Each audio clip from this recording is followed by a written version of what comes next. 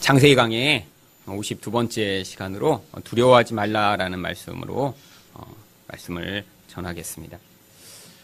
이 성도의 인생은 세상으로부터 부름받아 믿음을 가지고 살아가는 그런 인생입니다. 그런데 이 아브라함의 인생이 바로 이렇게 세상으로부터 부름받아 어떻게 하나님이 주시는 믿음, 또 하나님이 만들어 가시는 믿음으로 살아가게 되는가를 보여주는 모델적인 인물입니다.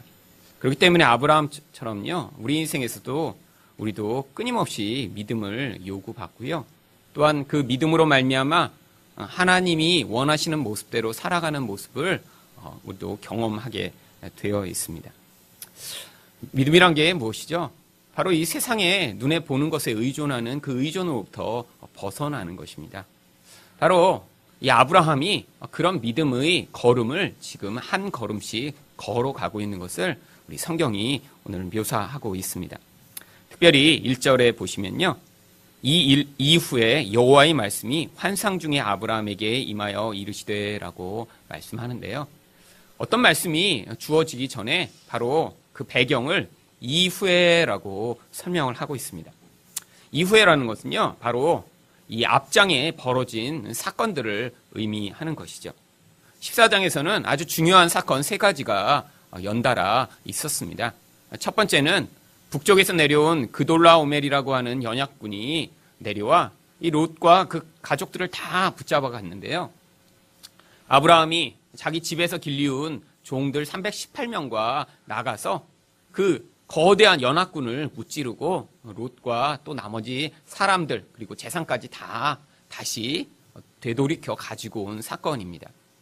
두 번째는 또 멜기세덱이라고 하는 샬렘의 왕이 나타나서 하나님의 축복을 전달했을 때 그에게 11조를 바친 사건이고요. 마지막으로는 소돔 왕이 이제 그 전리품을 가지고 온 아브라함에게 사람은 나한테 돌려주고 그 물건들은 그냥 네가 가지라고 이야기했는데 아브라함이 당연한 권리를 포기하고 그 물건까지 다 그냥 돌려주는 이 3가지 사건입니다. 근데 이 3가지 사건의 공통점이 있는데요. 이 모든 것이 다 믿음으로만 말미암은 결과라고 하는 것이죠. 믿음이 없었으면 아마 여기서 나타난 이 3가지 사건을 이렇게 아브라함처럼 반응하지 못했을 것입니다. 이 그돌라오멜이 끌고 온 이 커다란 연합군, 이들은 북쪽에서부터 내려오면서 중간에 가로막고 있던 모든 민족들을 다 쳐부셨습니다. 그리고 게다가 남쪽까지 내려와서는요, 소돔과 고모라 왕이 연합하고 있는 이 5나라를 무찌르고요. 그거를 거기에서 얻은 모든 전리품을 가지고 지금 의기양양하게 되돌아가고 있는 그런 중인데 겨우 집에서 길리운 이런 300여 명의 이런 종들과 가서 그 거대한 군대를 무찌를 수 있었다는 것은요. 정말 인간적 능력이나 그냥 담대함이 아니라 하나님을 신뢰하는 믿음에서 나온 결과였던 것입니다. 바로 여기에 나와 있는 이 그돌라오멜을 무찌른 이 모습은요. 바로 하나님의 백성이 이렇게 믿음을 가지고 있을 때 세상 가운데 어떤 믿음의 반응을 하게 되는가를 보여주는 모형입니다. 그돌라오멜이 찾아온 바로 시날 땅이라고 하는 땅은요. 후일에 바벨론이 세워지는 곳입니다. 구약성경에서 바벨론은 항상 이스라엘 백성들한테는요. 두려움이 대상이면서 또한 그들이 아주 사모하는 대상이었습니다. 왜 이스라엘 백성들이 이 바벨론을 그렇게 사모하면서 또한 두려워했을까요? 바벨론은 당시에 존재하던 가장 강력하고 거대한 제국이었기 때문입니다. 이 바벨론의 영향력은요. 이스라엘 백성들에게는 정말 우리도 저렇게 강한 나라가 됐으면 좋겠다. 저렇게 힘이 강해지고 온 세상을 다스리고 그래서 세상에서 빼앗아온 모든 물질로 그 풍요로움을 누리는 그런 삶을 우리도 살고 싶다라고 하는 그런 동경을 불러일으켰습니다. 그래서요. 그것이 가장 그렇게 사모했던 므낫세 같은 왕은요. 거기에 가서 그 바벨론 사람들이 섬기는 그 우상의 모형을 그대로 가져다가 자기 나라에 똑같이 만들어냅니다. 바로 이처럼 이렇게 동경하던 대상이었는데요. 그 동경하던 대상이 난데없이 그들을 파괴하는 그런 대상으로 변합니다. 이게 바로 세상에 이렇게 사람들이 하나님 말고 다른 것을 의존하기 시작했을 때요. 그 세상의 힘이 처음에는 동경의 대상이다가 나중에는 정말 그를 두려워해서 결국 그가 시키는 대로 하고 그가 인도하는 대로 그 삶을 살아가다 보니까 결국 파괴되는 결과를 얻게 되는 그런 모습을 보여주는 것이죠. 그런데 아브라함은 그런 강력한 세상의 힘 앞에서 전혀 굴복하지 않고요. 오히려 그것들을 파괴할 수 있는 그런 놀라운 믿음의 결과를 발휘합니다. 바로 이렇게 믿음이 가져오는 그런 영향력이 지금도 사람들을 강력하게 영향을 미치는 이런 세상의 그런 영향력, 사람들을 끊임없이 두렵게 만들고요. 또한 사람들의 동경이 대상이 되는 그런 영향력에서 자유케 할 수 있는 것이 오직 믿음뿐임을 보여주고 있는 것입니다. 여러분, 이렇게 사람들을 두렵게 하고 또 사람들을 이렇게 유혹하는 그 강력한 세상의 힘 가운데 가장 대표적인 것이 무엇인가요? 바로 돈입니다. 돈 때문에 사람들은요, 내가 더 많은 돈을 가지고 더 강력한 그런 힘을 가지면 나의 이 두려움에서 벗어날 것이라고 생각하고 있죠. 그런데 그렇게 두려움에서 벗어나게 되는 게 아니라요, 오히려 그 두려움이 노예가 돼서요, 평생토록 그 돈이 이끄는 대로 인생을 살아가면서 결국 자기도 파괴하고 남도 파괴하는 인생을 살아가는 것이 바로 인생인데, 믿음만이 이런 사람을 영적으로 노예되게 만들고 사람들을 파괴하는 영향력으로부터 자유롭게 만들 수 있음을 우리 아브라함의 인생을 통해 하나님이 보여주고 계신 것입니다. 두 번째로 멜기세덱의 축복을 받고 11조를 바친 사건은요, 바로 이렇게 하나님의 축복만이 유일하고 가장 중요한 것임을 인정하는 믿음이 있을 때만 하나님이 주신 모든 기회, 모든 은혜를 하나님께 돌려드릴 수 있는 그런 반응을 할 수 있음을 보여주는 거예요. 여러분, 우리 인생 가운데 주어진 사실 모든 것은요, 사실 하나님이 허락하신 것입니다. 여러분, 지금 하나님이 여러분의 이름을 부르시며 이제 올라오렴 하고 말씀하시면 여기 우리 지금 한순간도 더 존재할 수 없는 자들이에요. 사실 우리 삶에서 주어지는 모든 결과, 능력, 돈, 시간, 기회들이요, 다 사실 하나님이 허용하신 것입니다. 그런데 인생이 얼마나 교만하냐면 아무것도 없는 자리에서 왔지만 그 자기 자신이 아무것도 아니라는 사실을 깨닫지 못할 때요, 결국 자기 인생에서 주어진 이런 결과들을 자기 것이라고 착각하게 되죠. 여러분, 자기 것이라고 착각하게 될 땐 어떤 마음이 있죠? 결국 내가 그것들을 주장하고 싶고요, 내가 더 많이 소유하고 싶고요, 그것들을 내 마음대로 하고 싶은 마음이 있는 것입니다. 그런데 그게 축복과 행복을 가져오는 게 아니라 결국 파괴를 갖고 옵니다. 왜? 내 인생을 내 마음대로 하려고 했을 때요, 자기 인생이 자기 마음대로 되지 않거든요. 여러분, 인생이라는 것은요, 하나님의 은혜와 복이 없으면 망가질 수밖에 없는 게 우리 인생입니다. 왜? 죄 가운데 태어나 죄를 행하며 사는 것이 우리 인생의 근원적인 모습이니까요. 그런데 여기에서도 자유케 되는 것이요, 바로 믿음이라고 하는 것입니다. 믿음이 있어야지만 하나님이 내 인생에서 얼마나 중요하신 분이시며 내 인생에 주어진 그 모든 것이 하나님으로부터 왔음을 인정하는 인생을 살기 때문에 내 인생의 모든 결정과 모든 순간마다 하나님의 그런 결정과 인도하심을 따라 살아갈 수 있는 그런 사람이 되고요, 또 그 가운데 그런 복을 충만하게 인생이 누릴 수 있는 것이죠. 마지막으로 여러분, 소돔 왕과 싸우고 나서 소돔 왕이 이렇게 붙잡혀 간 다음에 이제 나중에 그 소돔 왕의 모든 재물과 그 사람들을 되찾아오니까 소돔 왕이 왜 사람들만 자신이 갖고 물건을 그냥 가지라고 했죠. 사실은 원래는 싸워온 사람이 모든 것들을 소유하게 되어 있었습니다. 사실은 사람들도 원래 아브라함의 거예요. 돈은 그러니까 당연히 아브라함 거죠. 그런데 이 소돔 왕이 볼 때는요, 이 돈도 달래고 사람도 달래면 당연히 안 줄 것 같은 거예요. 당시 관례였습니다. 승리자가 모든 것을 독식하는 것. 게다가 아브라함은요, 자기 생명을 내걸고 가서 싸운 거예요. 그냥 가서 쉽게 싸워서 이긴 게 아니라요, 겨우 300여 명밖에 안 되는 사람을 가지고 자기 생명 전체를 바쳐서 그 사람들을 다 구해오고요, 그리고 재물도 얻은 것입니다. 그러니까 이 소돔 왕이 볼 때는요, 재물까지 달라고 하면 당연히 안 된다고 할 것 같으니까 마치 너그럽게 재물은 포기하는 것처럼 사람만 돌려달라고 하는 거죠. 그런데 아브라함이요, 거기서 그 재물까지도 그냥 돌려줘 버립니다. 세상 사람과 재물 가지고 싸우지 않아요. 왜 그랬죠? 바로 아브라함은요, 하나님이 그 인생에서 부어주시는 그 복이 얼마나 중요한 걸 알았기 때문에요, 세상 사람으로부터 말미암아 그가 나를 부자되게 만들었다, 나를 성공하게 만들었다라고 하는 그런 소리를 듣고 싶지 않았던 거예요. 하나님이 내 인생에서 복을 주시고 내 인생을 은혜를 베푸시는 분인데 소돔왕이 나중에 가서 아브라함이 부자 된 건 다 나 때문이야. 내 재산을 다 가져가서 저렇게 됐어. 라고 하는 그 이야기를 듣고 싶지 않아. 그 모든 재물에 대한 욕심을 포기했던 것이죠. 여러분, 인생 가운데 하나님이요, 그래서 이렇게 우리에게 믿음을 요구하실 때가 있습니다. 그런데 중요한 것은요, 이 믿음이요, 한 번에 주어지지 않는다고 하는 것입니다. 믿음이 이렇게 요구되고 그렇게 믿음으로 반응을 했지만 그 과정 가운데 하나님이요, 더 깊은 믿음을 이제 요구하시면서 인생 과정 가운데 이렇게 하나 둘씩 우리가 하나님 외에 의존하고 있던 자리로부터 하나님을 향해 방향을 돌이키는 과정을 시작하고 있으신 것이죠. 여러분, 아브라함도요, 이게 바로 첫 번째 믿음의 반응입니다.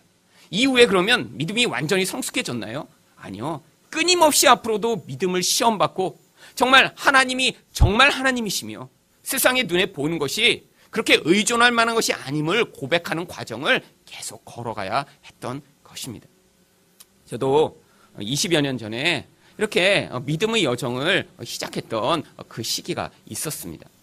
그 믿음의 여정을 시작할 수밖에 없었던 것이요, 저희 아버지가 하시던 사업이 망했거든요.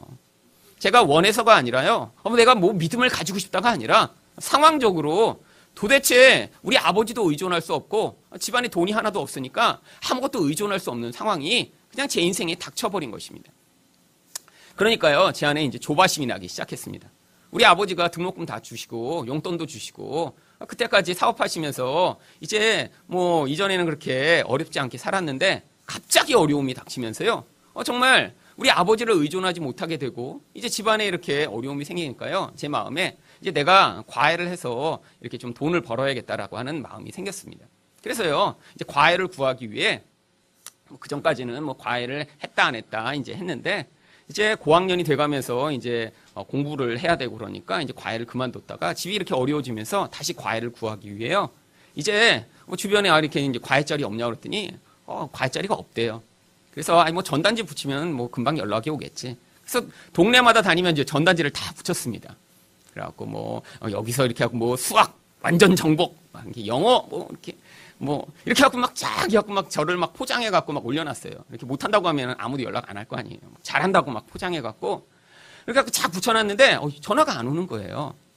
아니, 이 정도로 이렇게 많이 붙였으면 한 명이라도 전화가 올 텐데 한 명도 전화가 안 오는 거예요. 마음이 더 조바심이 돼갖고요, 누가 친구한테 물어보니까 저희 학교에도 이렇게 과외를 소개시켜주는 그런 센터가 있대요. 그래서 학교에 찾아갔습니다. 그랬더니 외부에서 이렇게 전화가 오면 이름을 올려놓은 순서대로 그 지역에 맞는 사람을 이렇게 배정해 준대요. 제 이름도 이렇게 써놓고 좀 꼭 좀 부탁드린다고, 지금 어려운 상황이라고. 그랬더니 그렇게 부탁한 사람이 잔뜩 있더라고요. 그래도 전화가 많이 온대요. 이제 외부에서 이제 학교가 뭐 그렇게 사람들이 원하는 학교니까 과외 받으려고 전화가 오니까 기다려보래요. 그런데 한 달을 기다렸는데 연락도 또 안 오는 거예요. 그래갖고 제가 이렇게 내가 소극적으로 하면 안 되겠다 그래갖고요, 주변에 보니까 벼룩시장이라고 있더라고요. 그래서 거기다 전화를 걸었습니다. 그때 거기 이렇게 과외 구한다고 이렇게 올리는 거 얼마냐 그랬더니 뭐 얼마 내면 뭐 일주일 해주고 또 돈을 얼마 더 주면 뭐 2배로 더 길게 내주고 거기다가 돈을 더 얼마 주면 크기를 키워주고 뭐 이런 다 사이즈가 있더라고요. 그래서 기왕이면 여태까지 잘 안 됐으니까 큰 사이즈로 내가 좀 투자를 해서 이렇게 하려고 이제 과외를 올리고 기다렸는데 또 전화가 아무 데도 안 오는 거예요. 그때까지 되니까요, 제 마음이 화가 나기 시작했습니다. 아니, 내가 이렇게 과외라도 해서 좀 이 불안함을 벗어나 보고 싶고, 정말 이거 내가 매일매일이 사는 게 너무너무 고통스러운 거예요.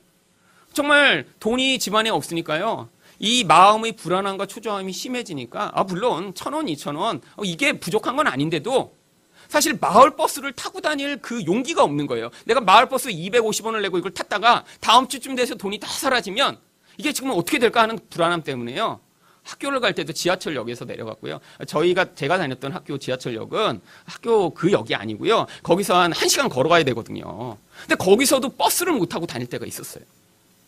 근데 그 불안함 끝에 제가 이제 기도를 하는데 마음에서 그런 마음이 들기 시작했습니다. 일승아, 너는 나를 믿지 않고 돈만 믿는구나. 그래서 제가 생각해 보니까요, 정말 저는 돈을 믿는 사람이더라고요. 돈을 믿으니까 그 돈이 너무 중요하니까 마음의 불안함과 초조함 때문에 아주 죽어버릴 것 같았던 거죠. 그래서 열심히 나름대로 애쓰는데도 길이 자꾸 막히니까 나중에는 화가 나고 분노가 치밀어 오르고 그리고 하나님에 대해서도 자꾸 마음에서 미운 마음이 들기 시작하는 거예요. 제가 그 자리에서 하나님 앞에 회개하기 시작했습니다. 하나님, 정말 저는 하나님이 아니라 돈을 섬기는 자입니다. 하나님, 여태까지 제가 교회 오래 다니면서 저는 하나님만 섬긴다고, 하나님을 사랑한다고 말은 하고 있었는데 내 영혼의 중심에서는 진짜 하나님을 섬기지 못하는 자입니다. 라고 고백을 했습니다. 그랬더니 이제 그러고 울고 많이 그랬더니요, 제 마음에 이제 평안함이 찾아왔어요. 그래서 평안함이 찾아오면 이제 하나님이 과일을 주시려나? 이런 마음이 있는데 또 아무데도 연락이 안 오는 거예요. 그러니까 이 마음이 또다시 이제 화가 나기 시작했습니다. 아니, 이렇게 회개까지 했고 눈물까지 흘렸으면 그 다음에 하나님이 이렇게 이제 좀 잘했구나, 그래서 좀 이렇게 도와주시면 좋을 텐데, 아니 이렇게까지 했는데 그럼 내가 어떻게 하라는 걸까? 근데 마음으로 가만히 생각해 보니까 아직도 마음이 불안한 거예요. 솔직히 하나님을 믿는다고 고백은 했고 회개는 했지만 여전히 돈에 대한 이 의존이 너무 큰 거예요. 그래서 하나님이 뭔가 나한테 더 요구하시는 것이 있나 보다라는 생각에 미쳤습니다. 뭘 요구하실까? 근데 사실 그때 돈이 너무 필요했기 때문에 정말 그 필요한 돈을 하나님이 나한테 주셨을 때 내가 그거를 포기하는 것을 하나님이 요구하시나 보다, 그런 마음까지 들기 시작했어요. 그래서 제가 마음에, 하나님, 제가 이 과외를 이렇게 주시면 제가 그 첫 번 월급을 하나님께 바치겠습니다. 그런 이제 헌신을 제가 그때 했죠. 그러면서 마음에 이렇게까지 했는데 안 되면 어떡하나. 그러면 또 한편은 이렇게 했다가 바로 또 되면 어떻게 하지? 두 가지 마음이 생기더라고요. 왜죠? 아까워서 그렇죠. 아까워서. 아니, 그런데 정말 신기하게요, 제가 그 기도를 하고 나서 그날 저녁에 저희 사촌 누나한테 전화가 온 거예요. 이승아, 너 과외 구했니? 우리 동네에 과외 자리가 생겼어. 그리고 제 마음에 한편으로는 이거 내가 기도해서 구해진 건가?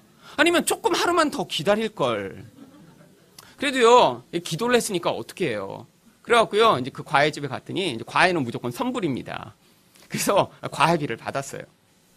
근데 생각보다 이제 제가 이렇게 원하는 수준이 있었지만 그만큼의 수준을 못 받고 그보다 약간 적은 수준을 받았습니다. 중학교 1학년이라 좀 어려우니까 봐달라고. 그래도 과외가 어디예요?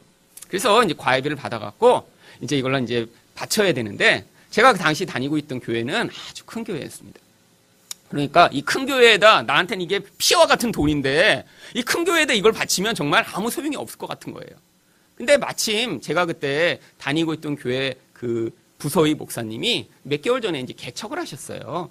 그래갖고 이제 그 개척 교회를 이제 멀지 않은 곳에 하고 계셨는데, 그 교회 갔다 우리 목사님한테 이제 헌금을 하면 참 좋겠다, 그런 마음이 들었어요. 마침 그때 그 교회를 너무 가보고 싶었어요. 그래서 그날 저녁에 저녁 예배를 그 교회에 가서 예배를 드리고요, 거기다가 이제 헌금을 냈습니다. 그 다음날 근데 그 목사님이 전화가 오신 거예요. 제 상황을 다 아시거든요. 저희 집 다 망했고 이렇게 힘들게 살고 있고 또 그런 상황을 아시니까 제가 거기다 이렇게 몇십만 원 헌금을 한 걸 보고 목사님이 전화를 하신 거예요. 야, 일승아, 너 무슨 일인데 이렇게 헌금을 많이 했어? 그러고 제가 그 상황을 짧게 말씀드렸죠. 사실은 이렇게 과외를 구하다가 몇 개월 동안 못 구하다 이렇게 제가 하나님께 바치기로 했더니 하나님이 그날 저녁에 과외를 주셔서 우리 목사님 이렇게 바쳤다고 그랬더니 그 목사님이 너무 감동을 하시는 거예요. 야, 그래, 하나님이 너 함께 하실 거야. 그랬더니, 야, 마침 우리 교회에 이렇게 어떤 부자 집사님이 있는데 그 집사님 아들이 지금 또 과외를 구해. 그랬더니 그 집에 한번 내가 소개시켜 줄 테니까 오라는 거예요. 그랬더니 정말 그 다음에 그 집사님한테 연락이 왔습니다. 그랬더니 서초동에 사시는 남편이 이제 의사이신 그런 집이에요.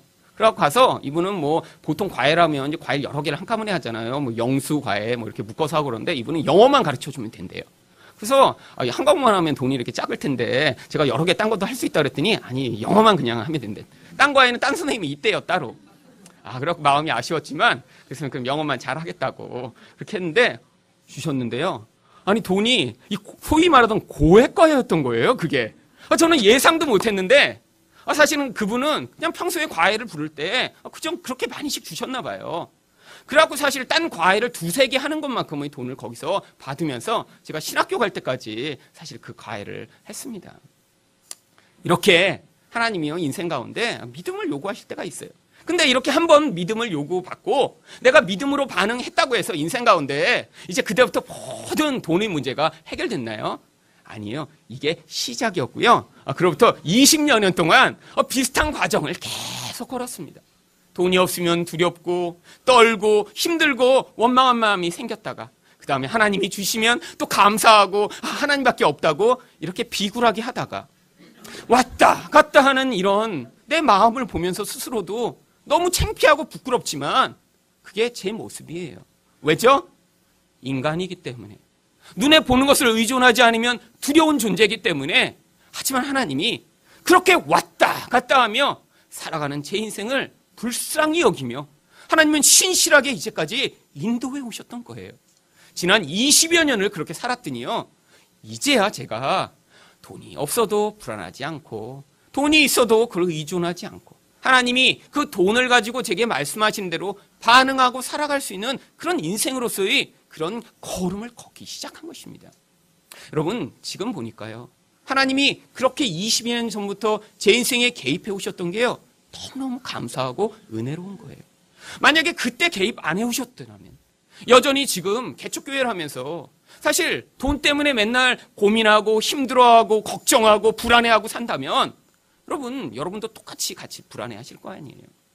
여러분, 근데 정말 제가 이 교회를 시작할 때부터 그랬지만 여러분 보셨지만 사실 개척교회지만 하나님이요, 시작하면서부터 돈 때문에 저희가 걱정하지 않을 수 있도록 은혜를 베풀어 주셨고, 저도요, 그러니까요, 정말 이 개척교회를 시작하면서 한 번도 돈 때문에 걱정하거나 고민하거나 불안해한 적이 없이 정말 하나님이 주신 그 은혜가 얼마나 감사한지, 우리에게 주셨던 돈도 우리가 또 그걸 남에게 흘려보낼 수 있는 그런 자리에 서며 계속 왔던 것입니다.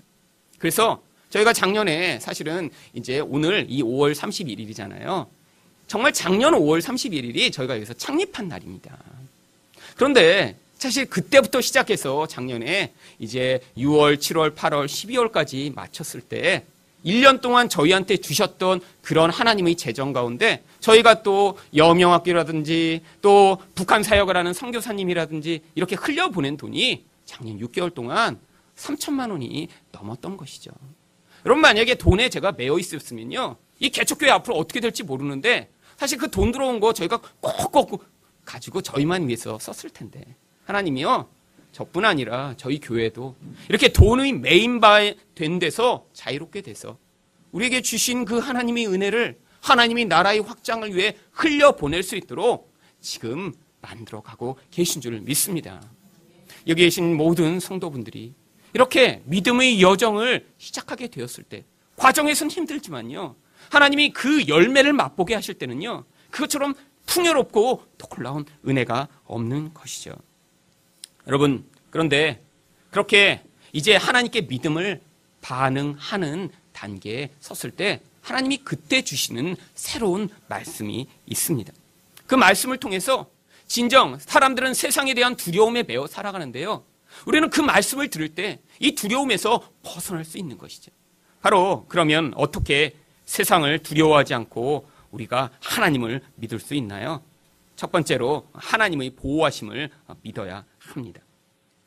여러분, 1절에서 하나님이 이렇게 환상 중에 나타나셨을 때 맨 처음에 하신 말씀이 무엇이죠? 여호와의 말씀이 환상 중에 아브라함에게 임하여 이르시되 아브라함아 두려워하지 말라. 여러분, 하나님이요, 아브라함에게 나타나시자마자요, 두려워하지 말라고 말씀하십니다. 왜 두려워하지 말라고 말씀하신 것이죠? 여러분, 믿음을 발휘해서 그 놀라움을 무찌르긴 했지만요, 여러분, 그 다음에 또다시 두려워진 거예요. 여러분, 이 믿음이 견고한 게 아니기 때문에요, 한 번은 했어요. 근데 그 다음에 이제 그 놀라움에는 커다란 나라거든요. 그 나라가 다시 연합군을 이끌고 쳐들어오면요, 이제는 어떻게 할 수가 없는 거예요. 이전에는 밤에 기습을 해서 그들의 그 재산도 뺏어오고 사람도 구출해 왔는데 이 그돌라오멜이 화가 나서 나중에 본국에 돌아가서 자기 군대를 더 많이 이끌고 오면요, 이제 아브라함은요, 이제 큰일 난 거죠. 여러분, 그 생각을 하니까요, 아브라함이 지금 마음에 콩닥콩닥 두려워서 못 살겠는 거예요.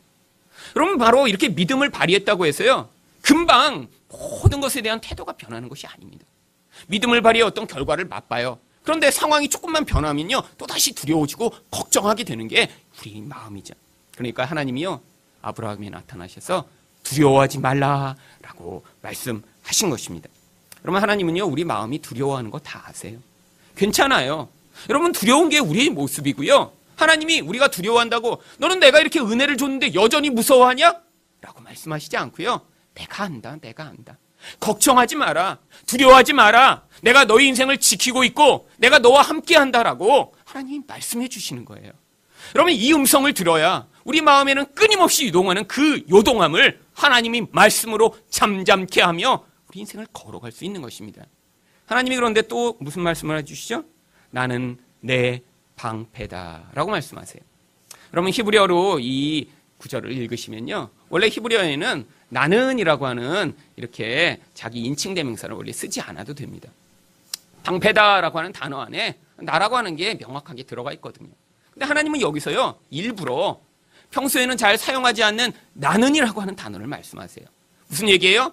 네가 지금 볼 때 너가 지금 큰 군대를 가지고 있으면 괜찮을 것 같아? 네가 더 돈이 많아서 더 많은 용병들을 동원해서 너를 지킬 수 있으면 괜찮을 것 같아? 아니야. 내가 너희 방패야 라고 지금 말씀해 주시는 거예요. 여러분, 성경 전체에서요, 하나님이 우리의 방패가 되심을 고백하는 구절이요, 80절이 넘게 나옵니다. 시편의 저자들은요, 하나님이 내 방패십니다, 하나님이 우리 방패십니다라고 끊임없이 고백해요. 여러분, 그런데 하나님이 직접 나타나셔서 내가 너 방패다라고 이야기하시거든요. 바로 여기가 처음이고 마지막이에요. 여러분, 바로 이만큼 지금 아브라함이 두려워하는 상황이었다는 거예요. 여러분, 어떤 사람이 하나님을 향해 하나님이 내 방패십니다라고 고백할까요? 하나님의 그 임재를 경험하고 하나님이 누구신지 잘 아는 믿음이 어느 정도 있는 사람은요, 그 고백을 할 수 있는 거예요. 하나님 내 방패십니다. 그러니까 제가 안심할 수 있어요. 여러분, 이거는요, 신앙이 어느 정도 된 사람이에요. 지금 아브라함은 어떤 사람이죠? 아직 하나님을 만난 지 얼마 되지 않은 사람이에요. 아직도 두려움이 많아요. 믿음의 반응을 한 번 했지만 여전히 마음에는요, 하나님이 보이지 않는 자예요. 그러니까 하나님이요, 이 아브라함의 그런 연약한 믿음을 불쌍히 여기시고 그에게 필요한 말씀을 지금 하고 계신 거예요. 여러분, 여기서 하나님을 그렇게 신뢰하시는 믿음을 가지고 계신 분은요, 다른 시편과 다른 성경의 저자들처럼 하나님을 향해 하나님은 내 방패십니다, 하나님이 나를 보호하십니다, 내가 가진 보험이, 연금이, 내 아파트가 나를 보호하는 게 아니라 하나님이 내 방패십니다라고 하는 그 고백을 하실 수 있어야 돼요. 그런데 여러분이 그런 믿음이 없으세요? 하나님이 아직도 눈에 보이지 않으세요? 자주자주 두려우세요? 그러면 지금 여러분에게 말씀하시는 그 음성을 들으시면 됩니다. 아브라함에게 말씀하셨던 그 하나님이 지금 여러분에게도 동일한 말씀을 하고 계세요. 두려워하지 마라. 내가 너희 방패가 된다라고 하는 말씀을 지금 하고 계신 것입니다. 그런데 하나님이 이렇게 두려워하는 아브라함에게 내가 너희 방패가 되니까 두려워 말라라고 말씀하시기도 했지만, 또 성경에는요, 또 다른 경우에 하나님이 두려워 말라라고 말씀하시는 경우가 자주 나옵니다. 바로 이사야 41장 10절을 보시면요, 두려워하지 말라. 내가 너와 함께함이라. 놀라지 말라. 나는 내 하나님이 됨이라. 내가 너를 굳세게 하리라. 참으로 너를 도와주리라. 참으로 나의 의로운 오른손으로 너를 붙들리라. 이게 바로 이스라엘 백성들을 향해 하나님이 주신 말씀이에요. 이 상황이 얼마나 심각하냐면요, 이 이사야 41장은 이미 바벨론에게 포로되어 버린 그런 이스라엘 백성들을 향해 하시는 말씀이거든요. 이제 세상이 단순히 두려운 정도가 아니라요, 세상에 노예돼서 완전히 인생이 이제 끝나버린 것 같은 상황이에요. 도대체 회복의 가능성이 없어요. 이스라엘 백성들은 다 붙잡혀 갔고요, 이제 이스라엘 성전은 다 깨져버렸고요, 다시는 회복할 수 없는 그런 상황인데 하나님이 그때 나타나 다시 뭐라고 하십니까? 두려워하지 말라고 하세요. 왜죠? 우리 하나님은요, 무에서 유를 창조하실 수 있는 하나님이시거든요. 없는 데서 이 세상을 만드신 분이시고요, 다 파괴된 그런 자리에서 재창조를 이루실 수 있는 분이 우리 하나님이시라.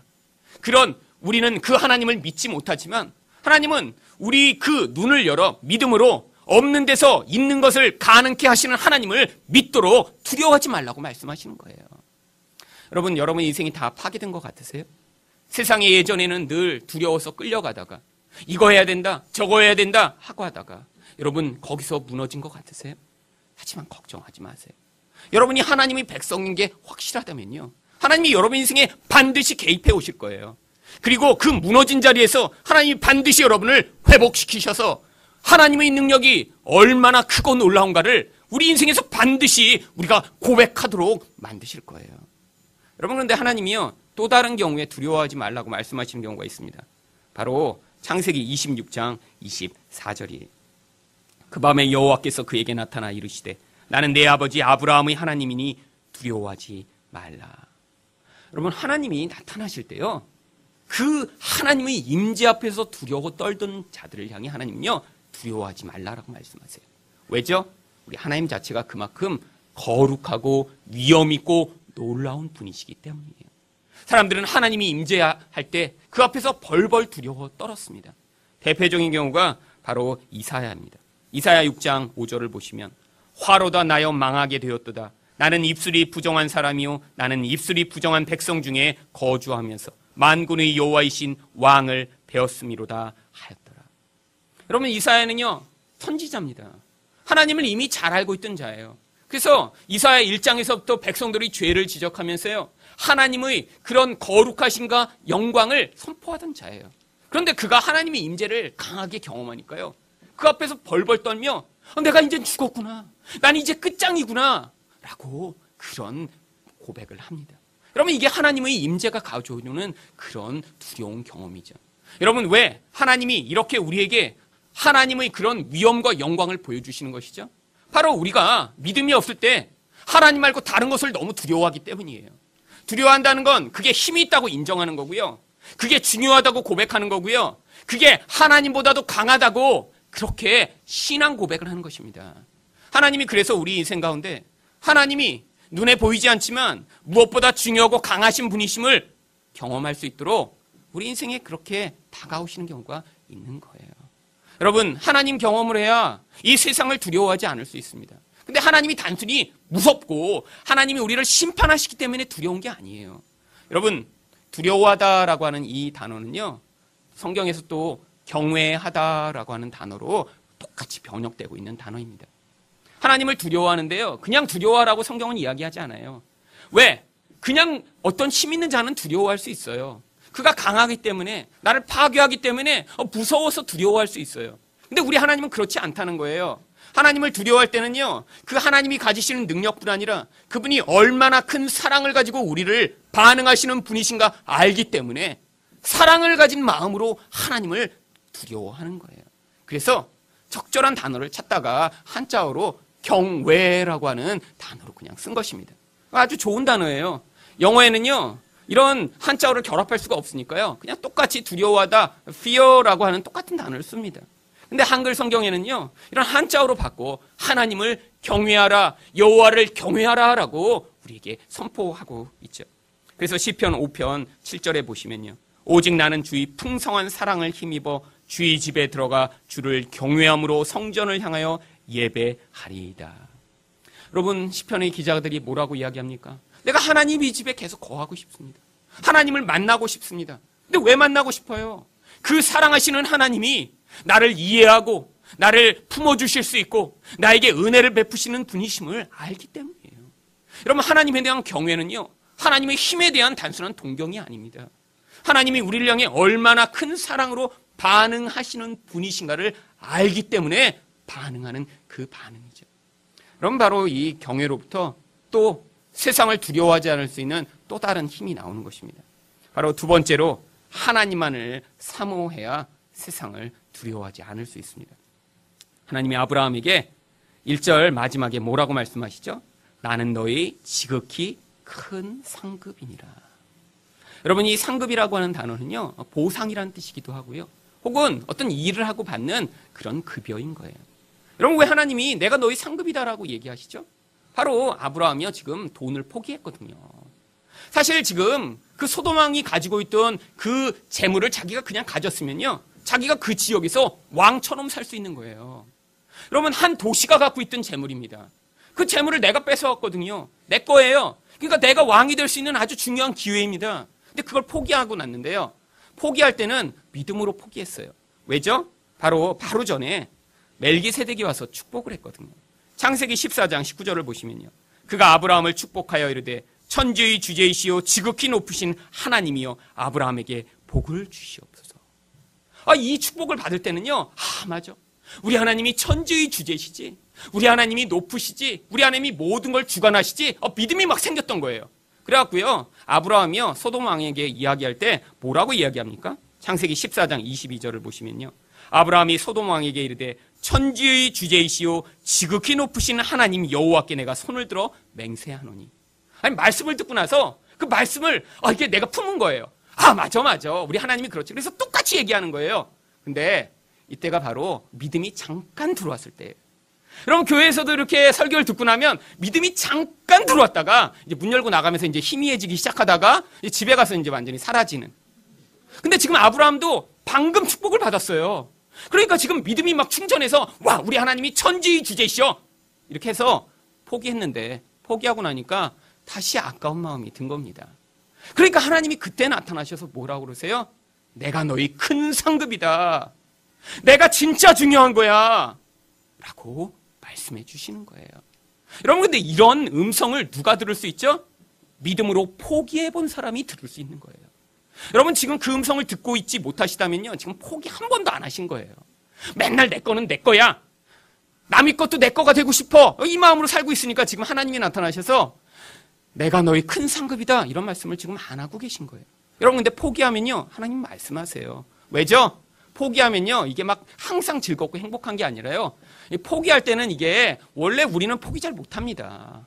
그래서 어떤 때 은혜를 받고 막 기도해 하다가 이렇게 하고 포기했는데 그 다음에 되면 다시 이게 이제 서운한 마음이 들죠. 제가 미국에서 한국에 들어올 때요, 이제 사실 남들은 다 그거 이제 물건 팔아갖고 뭐 비행기 싹하고 이사비 하는데 저는 하나님께 이제 받은 은혜가 많아서 제 물건을 그냥 사실 다 남을 나눠줬어요. 근데 뭐 싼 것만 나눠준 게 아니라 막 새 세탁기 이것도 그냥 주고요. 심지어는 나중에 자동차까지 그냥 줬습니다. 물론 자동차를 줄 때는 아주 많은 어려운 과정이 있었지만 하여튼 결과적으로는 제가 줬어요. 근데 주고 났는데 사실 제 마음 가운데요, 어떤 마음이 있었을까요? 내가 이렇게 그냥 다 포기하고 한국에 돌아왔는데 우리 하나님이 한국에서 얼마나 더 큰 거를 예비하고 계실까? 물론 큰 거를 예비하고 계셨습니다. 우리 하나님만을 예비하고 계셨어요. 그래갖고 1년 반 동안 지하방에 하나님이 가둬 놓으시고 그 다음에 자동차 없이 사실은 살게 하신 거예요. 아니, 그것도요, 처음엔 사실 제가 왔는데 제 여동생이 원래 차가 2대가 있었습니다. 한편 남편 차, 이제 자기 이제 차. 그런데 2대니까 이제 남편이 좀 힘들더라도 오빠가 차가 없으니까 그 차를 빌려주겠다고 그랬어요. 그리고 처음에 한 몇 주 동안 빌려서 썼습니다. 그러니까 참 좋은 거예요. 와서 이제 차가 빌려 쓰니까. 그래갖고 이제 차를 몇 주 딱 빌렸는데 그 다음에 이제 몇 주가 지난 다음에 사실 하나님이 이제 너무 모든 상황이 안 좋으니까 이제 제 마음에 이제 기도원에 기도를 하러 가라고 마음을 주셨어요. 그래갖고 제가 이제 기도원에 기도를 하러 가면서도 이제 차에다가 이제 짐을 잔뜩 싣고 가서 기도를 하고 딱 왔는데 이제 그게 한 번이 아니라 이제 그때 2달을 기도원을 이제 일주일씩 다녔거든요. 월요일 날 기도원에 갔다 이제 토요일 날 다시 올라오고 그런 생활을 이제 했는데 2주째가 되니까 그 동생이 타던 다른 차가 완전히 고장나서 폐차하게 됐다는 거예요. 그래서 제가 기도원을 가고 있는데 전화가 왔어요. 오빠, 그 차 이제 다시 돌려줘야 돼. 그러고 나서 1년 반 동안 차가 없었습니다. 차 없는 동안요, 얼마나 미국에서 준 차가 그리웠던지. 아니, 내가 이렇게 차를 주면 하나님이 한국에서 더 큰 보상을 줄 줄 알았는데 아니, 이렇게 차도 없이 살게 하시네. 사실은 그런데 하나님이요, 그 과정을 통해 진짜 하나님이 중요하고 소중한 분이심을 제 안에서 고백하게 하신 거죠. 물론 하지만 그런 상황이 되면요, 하나님이 그렇게 나에게 가장 중요한 분이시라는 고백을 하게 되기까지 이런 순종의 작은 걸음이, 반응이 필요한 것입니다. 하나님이 우리 인생 가운데 이렇게 말씀하실 때 하나를 순종하면요, 당장은 내 마음에 손해보는 것 같고 불편하기도 하고 힘든 그런 느낌도 들어요. 하지만 그런 마음을 가질 때 하나님이 그때 내가 진짜 너희 큰 상급이야 라고 하나님을 믿도록 하시는 말씀을 듣는 자들이 그 자리로부터 믿음이 한 단계씩 성장해 나가는 놀라운 은혜를 경험하는 것입니다. 여러분, 그런데 하나님이 지금 그런 우리를 향해 두려워하지 말라라고 말씀하시는 음성을 언제 또 말씀하셨나요? 바로 이제 예수님이 이 땅에 오셔서 그의 제자들에게 동일한 말씀을 하십니다. 제자들이요, 바다 가운데 폭풍우가 일어 두려워서 죽을 것 같은 상황인 거예요. 정말 얼마나 무서웠든지 예수님이 그들을 구하러 오시는데요, 예수님을 보고도 무서워서 덜덜 떱니다. 마음 전체가 두려움의 노예가 된 거죠. 그러니까 예수님을 보며 유령이다! 그러고 소리 지르며 두려워해요. 근데 예수님이 그때 뭐라고 말씀하시죠?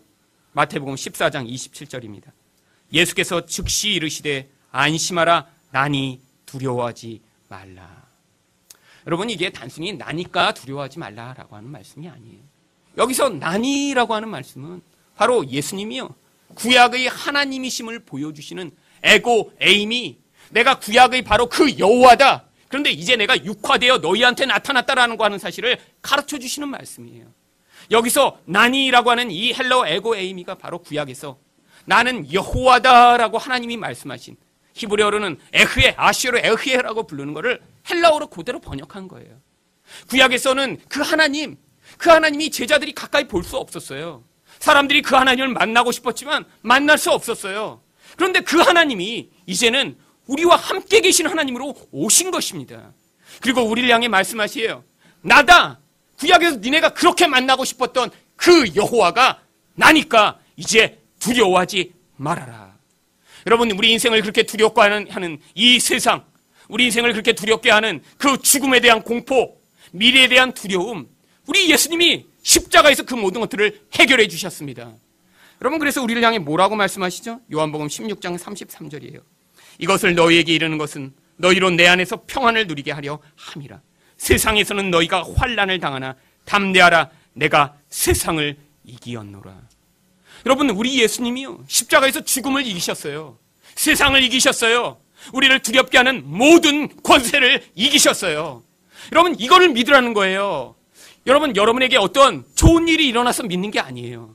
이미 십자가에서 예수 그리스도가 죽음을 이기시고 세상을 이기시고 마귀를 이기신 하나님이심을 우리에게 보여주셨기 때문에 그걸 믿으라는 거예요. 그걸 믿는 자는 우리 예수님이 세상을 이기셨음을 믿고 내게 어떠한 일이 닥쳐도 환난 가운데도 하나님을 믿음으로 담대할 수 있는 것입니다. 여러분, 이 두려워하지 말라라고 말씀하시는 이 하나님의 음성을 듣는 자만이 세상의 노예된 데서 자유로운 삶을 살 수 있습니다. 지금도 십자가에서 우리를 향해 내가 이 모든 죄를 이기고 마귀를 이기고 세상을 이기고 죽음을 이겼다라고 말씀하시는 그 음성을 듣고 두려움에서 벗어나시는 여러분이 되시기를 예수 그리스도 이름으로 축원드립니다.